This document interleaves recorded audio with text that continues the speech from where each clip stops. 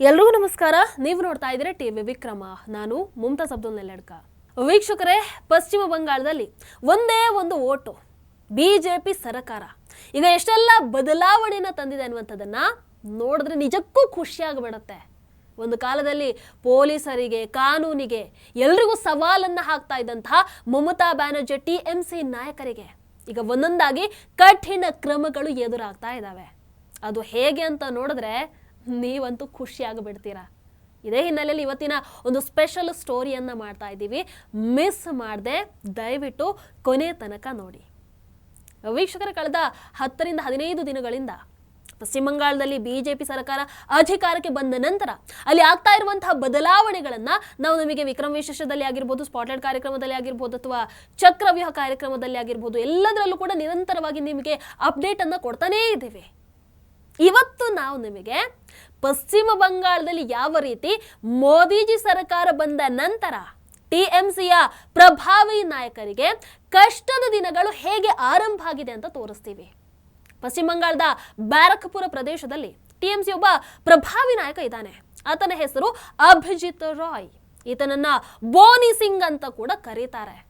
ಈತನ ವಿರುದ್ಧ ಈ ಬಲವಂತದ ವಸೂಲಿ ಆಗಿರಬಹುದು, ಬೆದರಿಕೆ ಆಗಿರಬಹುದು, ರಾಜಕೀಯ ಹಿಂಸಾಚಾರ ಆಗಿರಬಹುದು, ಇಂತಹ ಅನೇಕ ಆರೋಪಗಳಿದ್ದಾವೆ.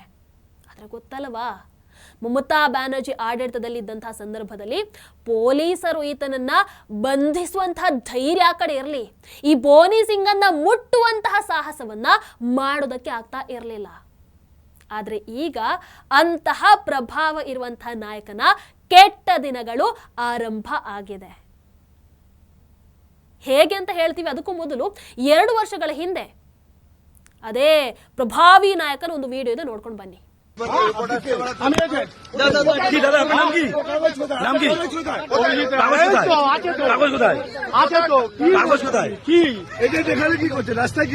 আমি যাচ্ছি, বাড়ি থেকে যাবো না, বাড়িতে যাচ্ছি, কোথায় ছিলেন দেখেছেন আপনি? 2024ರ ಲೋಕಸಭಾ ಚುನಾವಣೆಯ ಸಮಯ.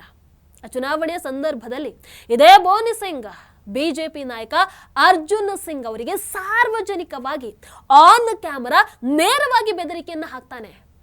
ಆ ಸಂದರ್ಭದಲ್ಲಿ ಅರ್ಜುನ್ ಸಿಂಗ್ ಅವರ ಜೊತೆಗೆ ಕೇಂದ್ರ ಭದ್ರತಾ ಪಡೆಗಳ ಯೋಧರು ಕೂಡ ಇದ್ರು. ಅವರ ಜೊತೆ ಶಸ್ತ್ರಾಸ್ತ್ರಗಳಿದ್ವು. ಆದ್ರೆ ಬೋನಿ ಸಿಂಗ್ನ ಧೈರ್ಯವನ್ನ ನೀವು ನೋಡಬೇಕು. ಆ ಯೋಧರಿಗೂ ಹೆದರ್ಲಿಲ್ಲ, ಅವರ ಕೈಯಲ್ಲಿದ್ದಂತಹ ಶಸ್ತ್ರಾಸ್ತ್ರಗಳಿಗೆ ಕೂಡ ಆತ ಹೆದರ್ಲಿಲ್ಲ. ಆ ನಂತರನೂ ಕೂಡ ಆತ ನಿರಂತರವಾಗಿ ಬೆದರಿಕೆಯನ್ನು ಹಾಕ್ತಾನೆ ಇದ್ದ. ನನ್ನ ಹೆಸರು ಬೋನಿ, ನನ್ನ ಏನು ಮಾಡ್ತೀಯ, ಏನು ಮಾಡೋಕ್ಕಾಗಲ್ಲ, ಅದೇನು ಮಾಡ್ತೀಯ ನಾನು ನೋಡೇ ಬಿಡ್ತೀನಿ ಅಂತ ಎಚ್ಚರಿಕೆಯನ್ನು ಕೊಡ್ತಾ ಇದ್ದ. ಬಟ್ ಯಾರು ಏನು ಮಾಡೋಕೆ ಆಗ್ತಾ ಇರಲಿಲ್ಲ. ಎಲ್ಲರೂ ಆ ಬೆದರಿಕೆಗಳನ್ನ ಮೌನವಾಗಿ ಕೇಳ್ತಾ ನಿಂತಿದ್ರು. ಕಾನೂನು ಸುವ್ಯವಸ್ಥೆಯನ್ನ ಕಾಪಾಡಬೇಕಾದವರು ಕೂಡ. ಅಂದ್ರೆ ಮಮತಾ ಬ್ಯಾನರ್ಜಿ ಆಡಳಿತದಲ್ಲಿ ಈ ಬೆದರಿಕೆ, ಬಲಾತ್ಕಾರ ಇದೊಂದು ಸಂಸ್ಕೃತಿ ಆಗಿಬಿಟ್ಟಿತ್ತು. ಟಿಎಂಸಿಯ ಯಾವ ನಾಯಕನು ಕೂಡ ಪೊಲೀಸರಿಗೂ ಹೆದರಲ್ಲ, ಭದ್ರತಾ ಪಡೆಗಳಿಗೂ ಹೆದರಲ್ಲ, ಒಂದು ಸಣ್ಣ ಭಯನೂ ಇರಲ್ಲ. ಇವನ್ನ ಮಮತಾ ಬ್ಯಾನರ್ಜಿಯ ಸೋದರಳಿಯ ಅಭಿಷೇಕ್ ಬ್ಯಾನರ್ಜಿ ಆತನೂ ಅಷ್ಟೇ ಇದೇ ರೀತಿ ಬೇಕಾದಷ್ಟು ಬೆದರಿಕೆಯನ್ನು ಹಾಕೊಂಡು ಓಡಾಡ್ತಾ ಇದ್ದ. ಮೊನ್ನೆ ಮೋದಿಜಿ ಅವರಿಗೆ, ಅಮಿತ್ ಶಾ ಜಿ ಅವರಿಗೆ ಬೆದರಿಕೆಯನ್ನು ಹಾಕಿರ್ಲಿಲ್ವಾ? ಗಂಡಸ್ಥಾನದ ಬೆದರಿಕೆ ಎಲ್ಲ ಹಾಕಿದ್ದ. ಅಂಡ್ ಆತನನ್ನ ಎಲ್ಲರೂ ಫಾಲೋ ಮಾಡ್ತಾ ಇದ್ರು. ವೀಕ್ಷಕರ, ಮೊದಲು ಆ ಬೋನಿ ಸಿಂಗಿನ 2024ರ ಆ ಒಂದು ವಿಡಿಯೋವನ್ನ ಮತ್ತೊಮ್ಮೆ ನೋಡ್ಕೊಂಡು ಬನ್ನಿ. ಆ ಬಾಡಿ ಲ್ಯಾಂಗ್ವೇಜ್ ಹೇಗಿದೆ ಅಂತ ನೋಡಿ. ನೋಡಿದ್ರಲ್ವಾ, ಆತನ ನಡವಳಿಕೆ ನೋಡಿದ್ರೆ ಅರ್ಥ ಆಗತ್ತೆ. ಈತ ಯಾರಿಗೂ ಹೆದರೋನಲ್ಲ. ಕೇಂದ್ರ ಭದ್ರತಾ ಪಡೆಗಳ ಯೋಧರು ಅಲ್ಲೇ ನಿಂತಿದ್ರು, ಹೆದರಿಲ್ಲ.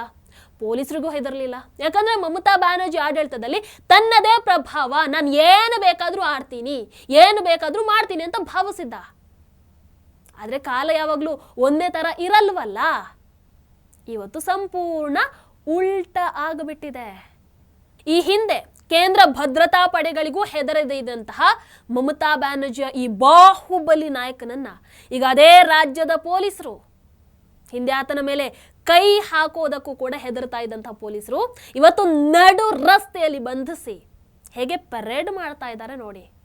ಮೇ 25ನೇ ತಾರೀಕು ಅಕ್ರಮ ಶಸ್ತ್ರಾಸ್ತ್ರ ಪ್ರಕರಣದಲ್ಲಿ ಹಳೆಯ ಕೇಸಿನ ಸಂಬಂಧವಾಗಿ ಈ ಬೋನಿ ಸಿಂಗ್ ಅನ್ನ ಪೊಲೀಸರು ಬಂಧನ ಮಾಡ್ತಾರೆ.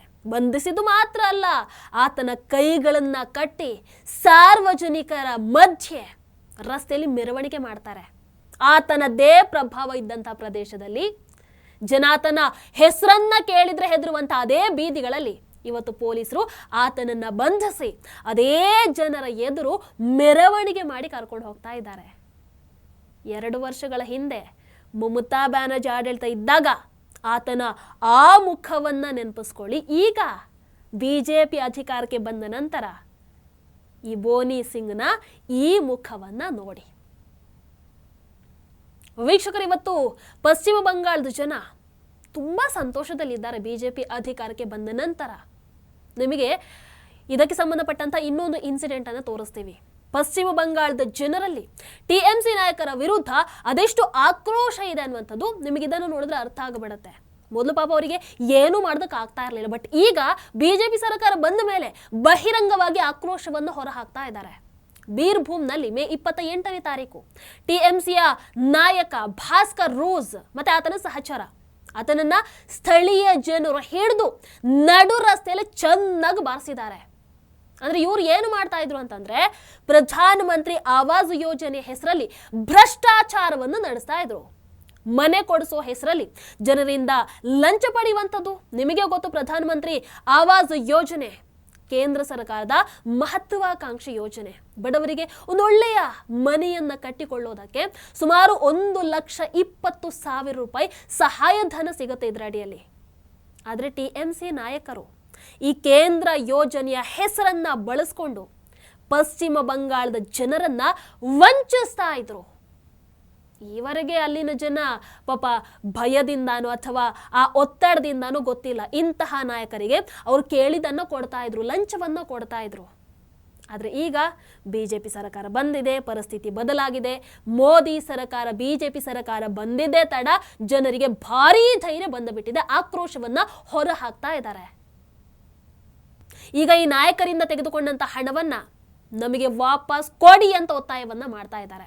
ಹಣ ಕೊಡದ ಕಾರಣ ಜನ ಆಕ್ರೋಶ ಭರಿತರಾಗಿ ನಡು ರಸ್ತೆಯಲ್ಲೇ ಯಾವ ರೀತಿ ಹೊಡೆಯುವಂತಹ ಕಾರ್ಯಕ್ರಮವನ್ನು ಇಟ್ಕೊಂಡಿದ್ದಾರೆ ನೋಡಿ. ಪಶ್ಚಿಮ ಬಂಗಾಳದಲ್ಲಿ ಕಳೆದ ಕೆಲವು ದಿನಗಳಿಂದ ಕಾಣಿಸ್ಕೊಳ್ತಾ ಇರುವಂತಹ ಪ್ರಮುಖ ಬದಲಾವಣೆ ಅಂದ್ರೆ ಇದೆ. ಜನ ಅಗೇನ್ಸ್ಟ್ ಆಗ್ತಾ ಇದ್ದಾರೆ. ಹಿಂದೆ ಟಿಎಂಸಿ ನಾಯಕರ ವಿರುದ್ಧ ಬಹಿರಂಗವಾಗಿ ಮಾತನಾಡೋದಕ್ಕೆ ಹೆದರ್ತಾ ಇದ್ದಂತಹ ಜನ ಈಗ ಅದೇ ನಾಯಕರ ವಿರುದ್ಧ ಧೈರ್ಯವಾಗಿ ಮುಂದೆ ಬರ್ತಾ ಇದ್ದಾರೆ. ಅದೇ ಜನ ತಮ್ಮ ಹಣವನ್ನ ಕೇಳ್ತಾ ಇದ್ದಾರೆ. ಲಂಚವಾಗಿ ತೆಗೆದುಕೊಂಡಂತ ಹಣವನ್ನ ಅದೇನು ಮಾಡ್ತಿರೋ ಗೊತ್ತಿಲ್ಲ, ವಾಪಸ್ ನಮಗೆ ಕೊಡಿ ಅಂತ ಒತ್ತಾಯ ಮಾಡ್ತಾ ಇದ್ದಾರೆ. ವೀಕ್ಷಕರು, ಇದೊಂದು ವಿಡಿಯೋ ನೋಡಬೇಕು. ಶಿವಪುರ ಪ್ರದೇಶದಲ್ಲಿ ಟಿಎಂಸಿಯ ಬಡೇ ಭಾಯ್ ಅಂತ ಕರೆಯಲ್ಪಡುವಂತಹ ಶಮೀಮ್ ಅಹ್ಮದ್ನನ್ನ ಪೊಲೀಸರು ಹೇಗೆ ಮೆರವಣಿಗೆ ಮಾಡಿದ್ರು ನೋಡಿ. ಈ ವ್ಯಕ್ತಿ ರಸ್ತೆಯಲ್ಲಿ ಬಾಂಬ್ ದಾಳಿ ನಡೆಸುವಂಥದ್ದು, ಬಿಜೆಪಿ ಬೆಂಬಲಿಗರ ಮೇಲೆ ಗುಂಡಿನ ದಾಳಿ ನಡೆಸುವಂಥದ್ದು, ಇಂಥ ಅನೇಕ ಘಟನೆಗಳಲ್ಲಿ ಈತ ಭಾಗಿ ಆಗ್ತಾ ಇದ್ದ.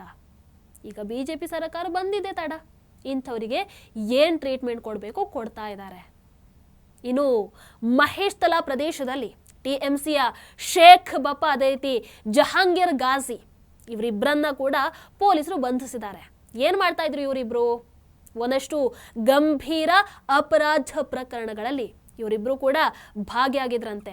ಈ ಚುನಾವಣಾ ನಂತರದ ಹಿಂಸಾಚಾರ ಆಗಿರಬಹುದು, ಇನ್ನು ಜೀವ ಬೆದರಿಕೆ ಆಗಿರಬಹುದು, ಅಕ್ರಮವಾಗಿ ಭೂ ವಶಪಡಿಸಿಕೊಳ್ಳುವಂಥದ್ದಾಗಿರ್ಬೋದು, ಇಂತಹ ಅನೇಕ ಪ್ರಕರಣಗಳಲ್ಲಿ ಇವರ ಹೆಸರು ಕೇಳಿ ಬಂದಿತ್ತು. ಹಾಗಾಗಿ ಈಗ ಅವರಿಗೆ ಸ್ಪೆಷಲ್ ಟ್ರೀಟ್ಮೆಂಟ್ ಅನ್ನ ಕೊಡೋದಕ್ಕೆ ಪೊಲೀಸರು ಪಾಪ ಕರ್ಕೊಂಡು ಹೋಗ್ತಾ ಇದ್ದಾರೆ. ಇನ್ನು ಈ ಒಂದು ವಿಡಿಯೋ ನೋಡಿ. ಪಶ್ಚಿಮ ಬಂಗಾಳದ ರಾಯ್ದಿಘಿಯಲ್ಲಿ ಟಿಎಂಸಿ ನಾಯಕ ಬಪ್ಪ ಹಾಲ್ದಾರ್, ಆತನ ಮೇಲೆ ಜನ ಹಲ್ಲೆ ಮಾಡ್ತಾ ಇದ್ದಾರೆ. ಕಾರಣ ಅಕ್ರಮ ಹಣದ ಬೇಡಿಕೆ. ಈ ಹಿಂದೆ ಬೇಡಿಕೆ ಇಟ್ಟಾಗ ಪಾಪ ಜನ ಕೊಡ್ತಾ ಇದ್ರು. ಮಮತಾ ಬ್ಯಾನರ್ಜಿ ಆಡಳಿತ ಅಲ್ವೇ, ಈಗ ಕೊಡ್ತಾ ಇದ್ದಾರೆ ಏಟು. ವೀಕ್ಷಕರು, ಒಟ್ಟಾರೆಯಾಗಿ ಒಂದು ಕಾಲದಲ್ಲಿ ಯಾರು ನಮ್ಮನ್ನು ಮುಟ್ಟೋದಕ್ಕೆ ಆಗಲ್ಲ, ಅದೇನು ಮಾಡ್ಕೊಳ್ತೀರೋ ಮಾಡ್ಕೊಳ್ರಪ್ಪ, ನಾವು ನೋಡೇ ಬಿಡ್ತೀವಿ ಅಂತ ಇದ್ದಂಥವ್ರು, ಅಹಂಕಾರದಿಂದ ಮೆರಿತಾ ಇದ್ದಂಥವ್ರು ಇವತ್ತು ಅದೇ ಜನರ ಮುಂದೆ ತಲೆ ತಗ್ಗಿಸಿ ಹೋಗ್ತಾ ಇದ್ದಾರೆ, ಪೆಟ್ಟು ತಿಂತಾ ಇದ್ದಾರೆ. ಅರೆಸ್ಟ್ ಆಗಿ ಸಾರ್ವಜನಿಕ ಮೆರವಣಿಗೆ ಮಾಡಲಾಗ್ತಾ ಇದೆ ಅವರದ್ದು. ಈ ಕಾಲ ಯಾವಾಗಲೂ ಒಂದೇ ಥರ ಇರೋದಿಲ್ಲ. ಎಲ್ಲ ತಪ್ಪುಗಳಿಗೂ ಕೂಡ ಶಿಕ್ಷೆ ಸಿಕ್ಕೇ ಸಿಗುತ್ತೆ. ಈ ಕರ್ಮ ಅನ್ನುವಂಥದ್ದು ಇದೆ ಅನ್ಸುತ್ತೆ ಅಲ್ವಾ?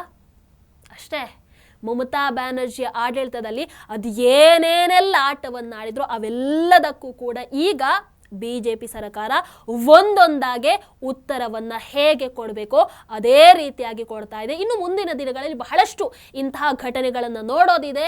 ಪಶ್ಚಿಮ ಬಂಗಾಳವನ್ನ ಮತ್ತೆ ಅಭಿವೃದ್ಧಿಯ ಕಡೆಗೆ ತೆಗೆದುಕೊಂಡು ಹೋಗೋದಕ್ಕೆ ಸುವೇಂದು ಅಧಿಕಾರಿ ಅವರು ಎಲ್ಲ ರೀತಿಯಾದಂತಹ ಕ್ರಮಗಳನ್ನು ಕೂಡ ತೆಗೆದುಕೊಳ್ತಾ ಇದ್ದಾರೆ. ಇದರ ಬಗ್ಗೆ ನಿಮ್ಮ ಅನಿಸಿಕೆಯನ್ನು ಕಮೆಂಟ್ ಮಾಡಿ. ಟಿವಿ ವಿಕ್ರಮ, ದೇಶ ನಿಮ್ಮ ಕೈಯಲ್ಲಿ. ಈ ಕಾರ್ಯಕ್ರಮ ನಿಮಗೆ ಇಷ್ಟ ಆಗಿದ್ದಲ್ಲಿ ಲೈಕ್, ಶೇರ್ ಹಾಗೂ ಕಮೆಂಟ್ ಮಾಡಿ. ಟಿವಿ ವಿಕ್ರಮದ ಕಾರ್ಯಕ್ರಮಗಳನ್ನು ನಿರಂತರವಾಗಿ ವೀಕ್ಷಿಸಲು ಸಬ್ಸ್ಕ್ರೈಬ್ ಮಾಡಿ, ಬೆಲ್ ಐಕನ್ ಒತ್ತಿ.